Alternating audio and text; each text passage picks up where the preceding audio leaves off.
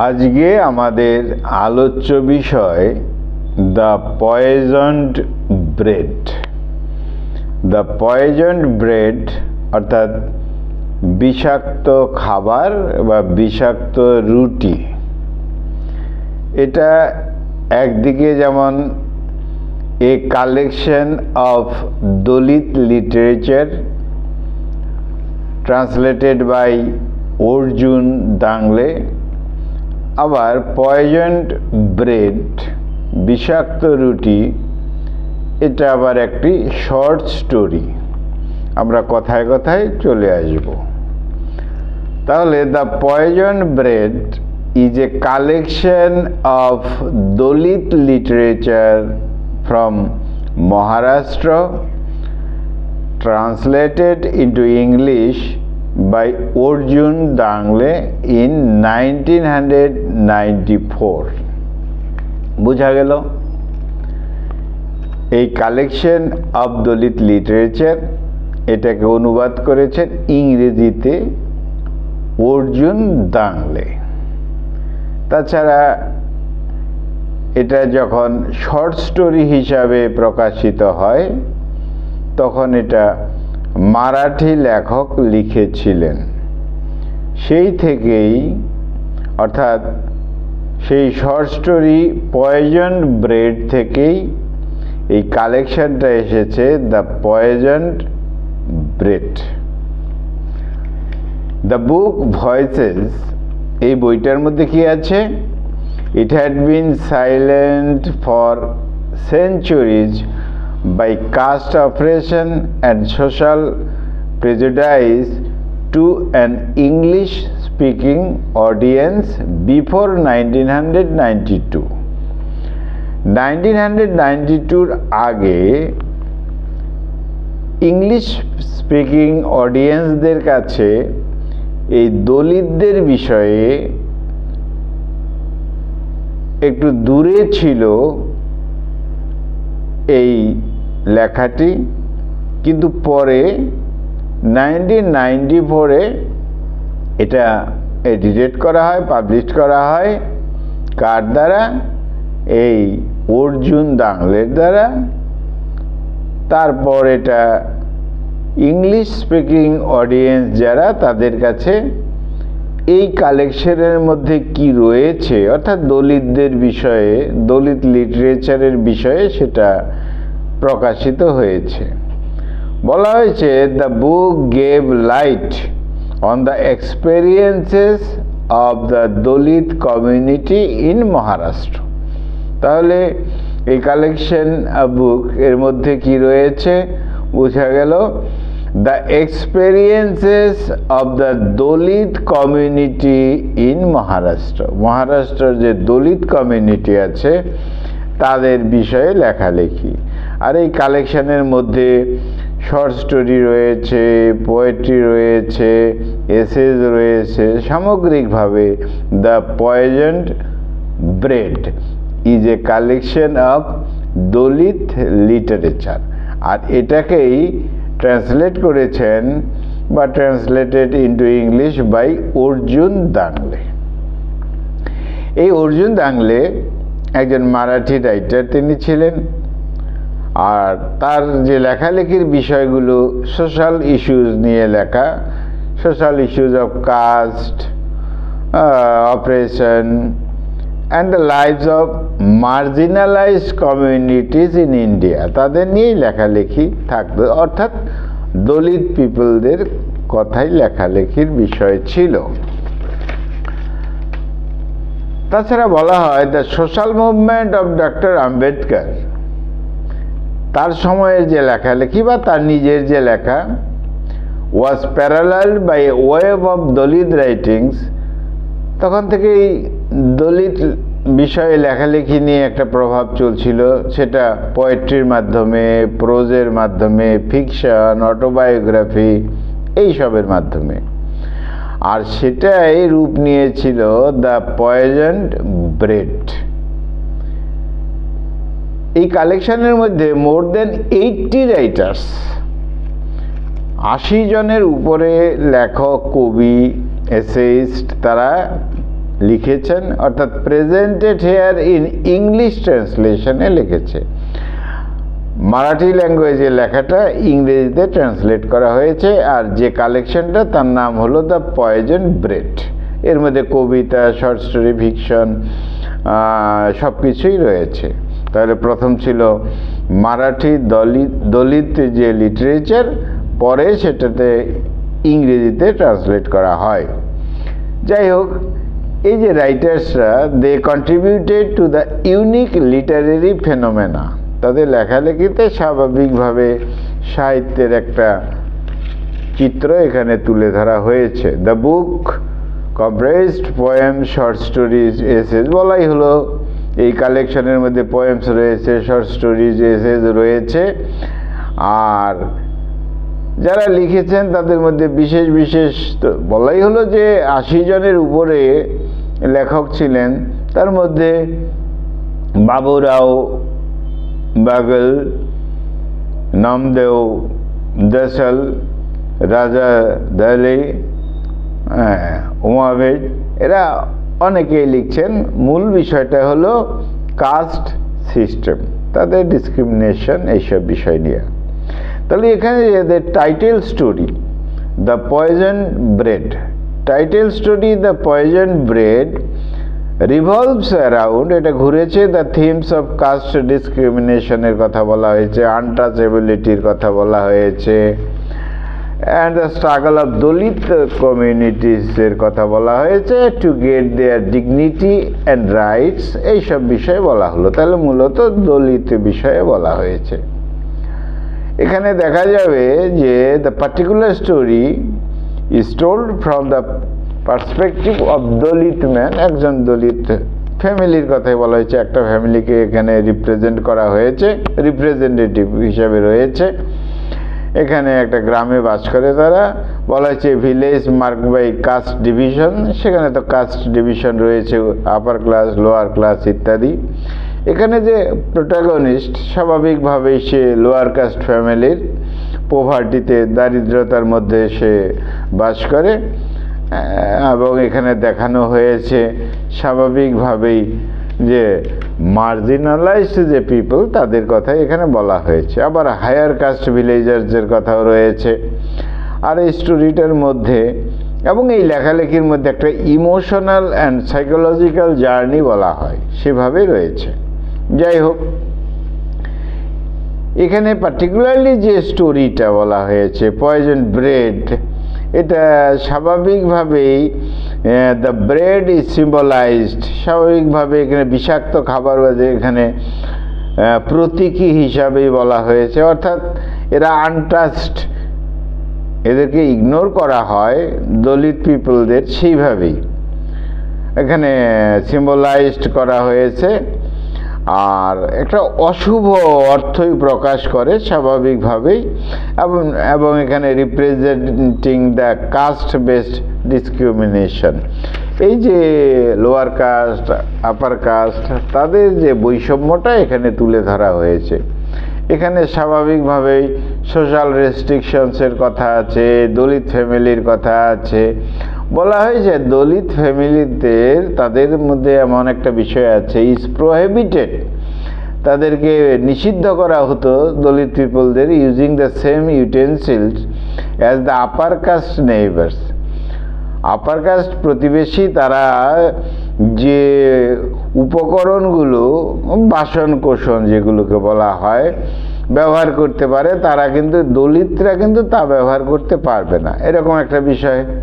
তাছাড়া in the eyes of the higher caste villager, যারা higher caste people, যারা the act of sharing food with the Dalit community is ignorable, Dalit পিপলদের সঙ্গে খাবার দাবার এগুলোকে শেয়ার করা হতো না।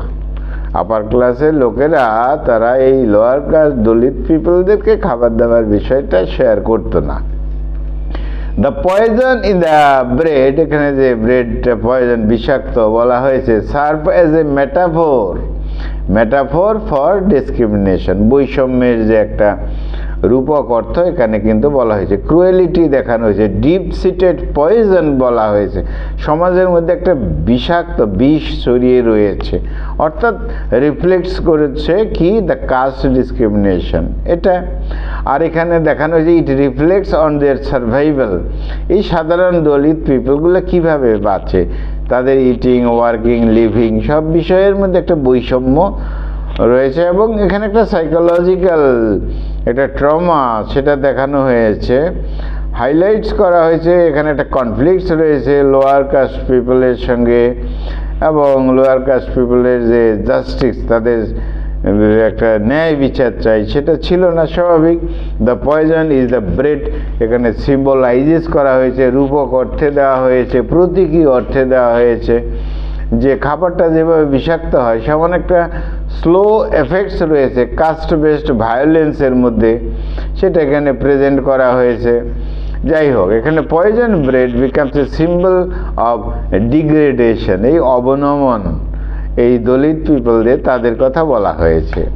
অন্যদিকে এই গল্পের মধ্যে একটা রেজিস্ট্যান্সের কথা আছে, একটা অপটিমিস্টিক দিকও রয়েছে, সেটা আমরা গল্পের মধ্যে যখন আসব।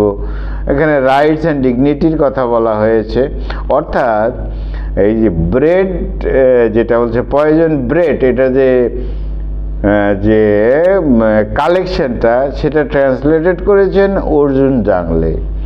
তিনি একজন দলিত কমিউনিটি, এখানে দলিত বিষয়দের কথাই বলা হয়েছে, তাদের কথাই হাইলাইট করা হয়েছে, তাদের ইকুয়ালিটি নেই, এই সমস্ত বিষয় কিন্তু বলা হয়েছে। কিন্তু একটা বিষয় ভাবতে হবে, এই অর্জুন জাংলে ওয়াজ ইনফ্লুয়েন্সড, তিনি প্রভাবিত হয়েছিলেন বাই দলিত রাইটার বন্ধু মাধব। পয়জন ব্রেড এর মূল যে অরিজিনাল যে স্টোরি, সেটা হলো বন্ধু মাধবের, সেটাকে ট্রান্সলেট করেছিলেন এই অর্জুন জাংলে। মূলত ছিল মারাঠি ল্যাঙ্গুয়েজে লেখা, পয়জন ব্রেড বিষাক্ত খাবার, এটা লিখেছিলেন বন্ধু মাধব, সেখান থেকে অর্জুন জাংলে ট্রান্সলেটেড করলেন, এবং তিনি যে কালেকশনটা রাখলেন তার নাম হলো দ্য পয়জন ব্রেড।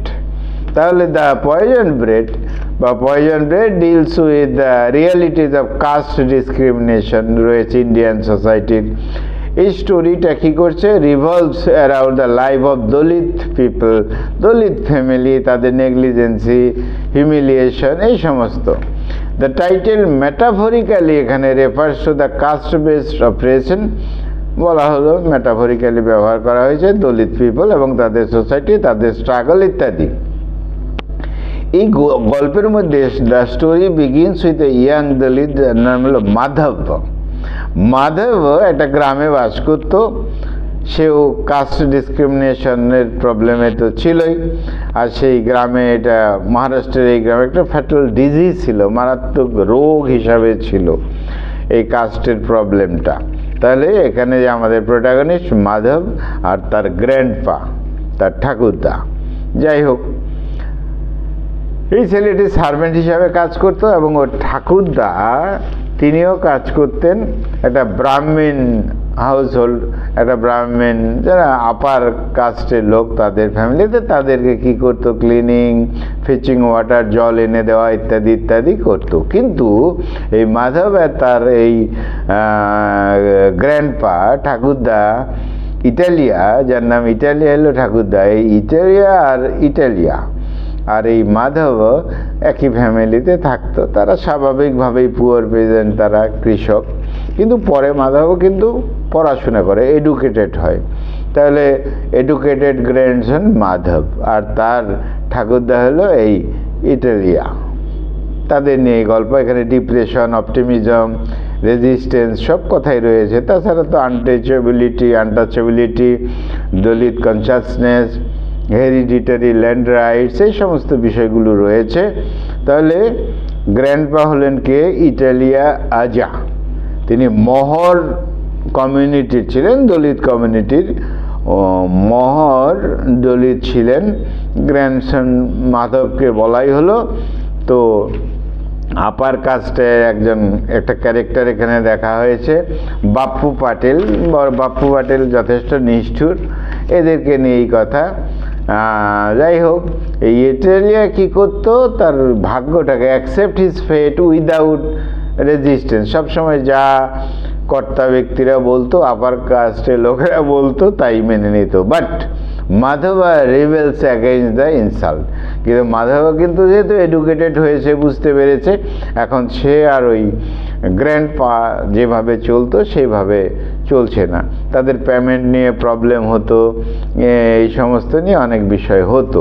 যাই হোক, এক সময় দেখা গেছে ইটালিয়া গ্র্যান্ডপা তার সামনে খাবার ছুঁড়ে দেওয়া হয়েছিল, সেটা পয়জন ব্রেড হিসাবে দেখানো হয়েছে একটা সাইড। তারপরে এই ইটালিয়া তার মৃত্যু হয়।